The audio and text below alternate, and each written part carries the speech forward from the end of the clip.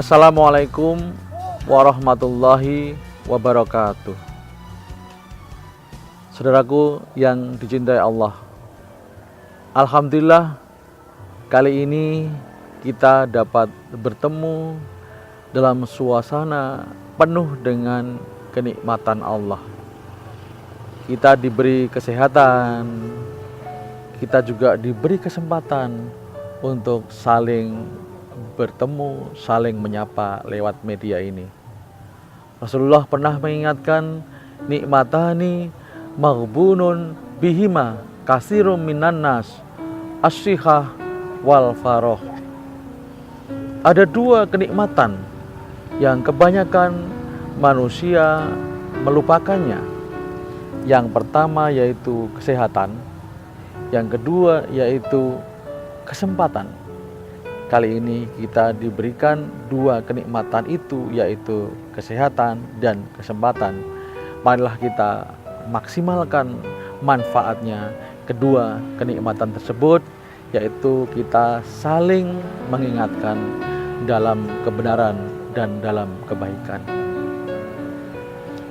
Saya akan menyampaikan satu hal, janji Allah yang termaktub dalam Al-Quran, yaitu surat Insyirah.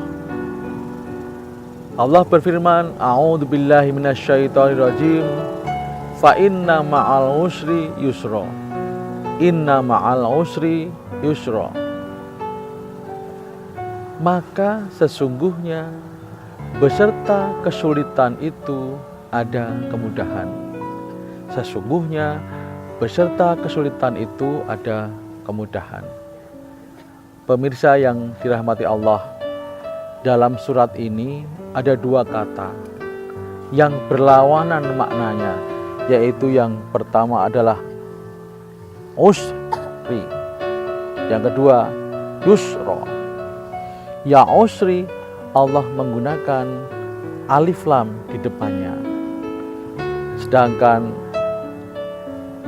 yusra Allah tidak menggunakan huruf alif lam di depannya. Ada pengertian yang berbeda. Ketika kata benda diberikan awalan huruf alif lam, maka dia dibungkus. Jumlahnya lebih sedikit, jumlahnya tertentu.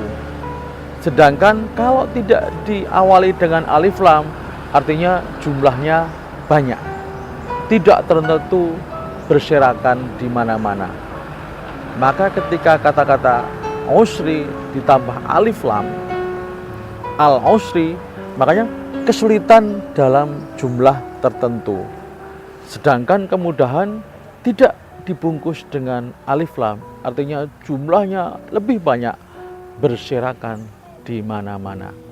Bisa kita simpulkan, dalam kesulitan tertentu Allah menyertakan kemudahan yang banyak.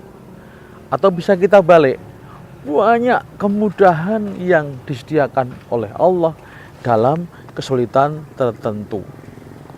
Sekali lagi bisa kita maknai bahwa dalam kesulitan tertentu Allah memberikan banyak alternatif kemudahan. Atau bisa kita balik, banyak kemudahan yang diberikan oleh Allah dalam kesulitan tertentu. Atau bisa kita artikan dalam yang lebih sederhana, jumlah kemudahan itu lebih banyak daripada jumlah kesulitan.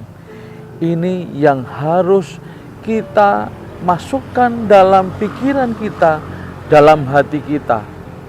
Bahkan ketika kita belum menghadapi kesulitan, ketika kita masih longgar, masih nyaman, masih enak, masih banyak kemudahan, mari kita masukkan di otak kita, kemudian sampai ke hati kita, bahwa banyak kemudahan yang disediakan oleh Allah dalam kesulitan tertentu. Ini yang menjadikan kita tidak sepantasnya ketika menghadapi kesulitan kita menyerah, kita tidak punya harapan, kita bahkan berbuat yang tidak pantas berbuat nekat yang bahkan sampai melanggar hukum aturan dari Allah. Ada jargon-jargon yang kadang-kadang menyesatkan. Mencari rezeki yang haram saja susah. Kenapa kita harus milih-milih yang halal?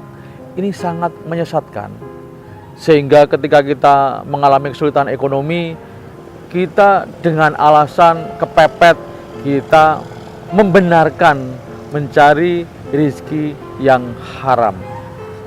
Pemirsa yang dirahmati Allah, ini yang harus kita ingat awal, bahwa jumlah kemudahan yang disediakan oleh Allah banyak sekali di antara kesulitan-kesulitan kita.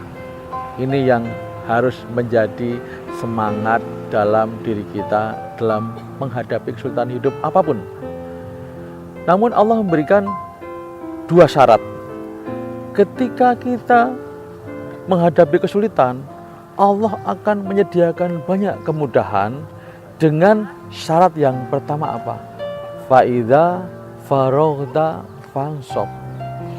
Ketika sudah menempuh satu proses, segera kita menempuh proses yang lain.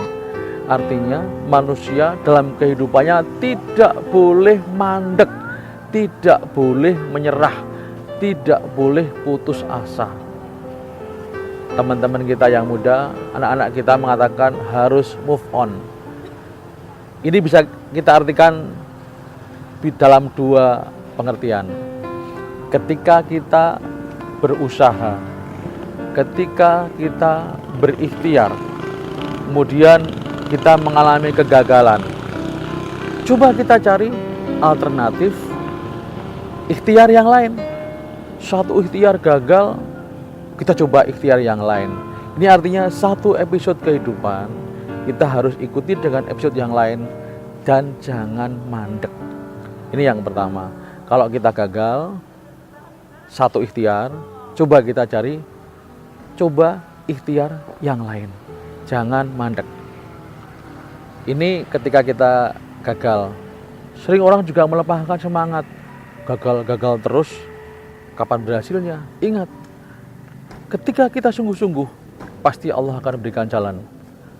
Ada pepatah dalam bahasa Arab yang mengatakan man jadda wajada.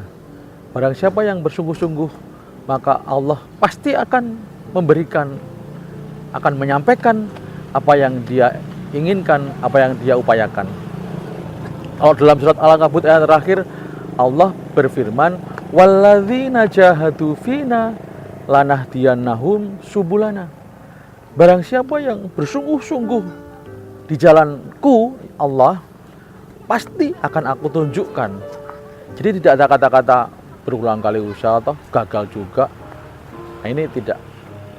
Jangan sampai ada di pikiran kita ketika satu alternatif, satu dua ikhtiar gagal, kemudian kita menyerah. Harus dicoba lagi. Ini artinya faidha farota fansop. Kalau punya semangat seperti itu, Allah pasti akan memberikan banyak kemudahan. Gambarnya seperti ini. Kita berupaya mencari ke arah sana. Ternyata Allah mengatakan bahwa rezeki kita di sana. Pasti akan dibelokkan oleh Allah. Kita udah jalan ke sana, pasti akan dibelokkan ke sana. Sesuai dengan ikhtiar yang kita upayakan. Ini yang pertama. Jangan sampai ada kata menyerah ketika kita mengalami kegagalan. Sedangkan yang kedua, ketika kita berhasil. Kita berusaha, berikhtiar, kemudian berhasil. Jangan mandek sampai di situ. Keberhasilan kita, kesuksesan kita harus diikuti dengan upaya berbagi kepada orang lain.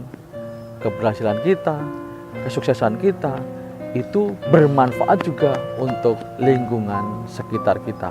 Tidak mandek pada diri kita sendiri. Ketika kita punya semangat seperti itu, pasti kedepannya Allah akan memberikan lagi kemudahan-kemudahan yang lain. Dua hal artinya, ketika kita gagal, usaha lagi, pada saatnya Allah pasti akan memberikan. Namun ketika kita berhasil, jangan mandek. Keberhasilan itu hanya untuk kita, tapi berikan manfaat kepada orang lain. Ini syarat yang pertama. Artinya orang harus dinamis. Baik ketika gagal maupun berhasil, kita itu dinamis, tidak boleh mandek. Kemudian yang kedua, wa ila rabbika farghab, dan kepada Tuhanmu lah hendaknya engkau punya harapan yang terbaik. Ketika kita sakit, kita berobat ke dokter, sering kita lupa bahwa harus punya harapan Allah akan menyembuhkan kita. Dokter memberikan resep, memberikan obat, nyuntik, tapi proses campur tangan Allah masih sangat besar dalam proses penyembuhan kita. Inilah yang kita harus berharapan yang terbaik pada Allah. Ketika kita berusaha gagal, Allah memberikan sesuatu yang lebih baik kalau kita mau berharap kepada Allah. Jadi saudaraku yang dirahmati Allah, dua syaratnya kalau kita pengen hidup kita penuh dengan kebahagiaan, penuh dengan kemudahan. Yang pertama harus dinamis, tidak mandek. Ketika kita gagal, jangan berhenti, coba dan coba ikhtiar yang lain. Yang kedua, ketika kita berhasil, keberhasilan itu harus membawa kemanfaatan bukan hanya untuk kita sendiri tapi juga untuk yang lain. Dan yang lebih penting adalah kita berharap hasil yang terbaik pada Allah. Pemirsa yang dirahmati Allah, ini yang dapat saya sampaikan, mudah-mudahan ada manfaatnya. Assalamualaikum warahmatullahi wabarakatuh.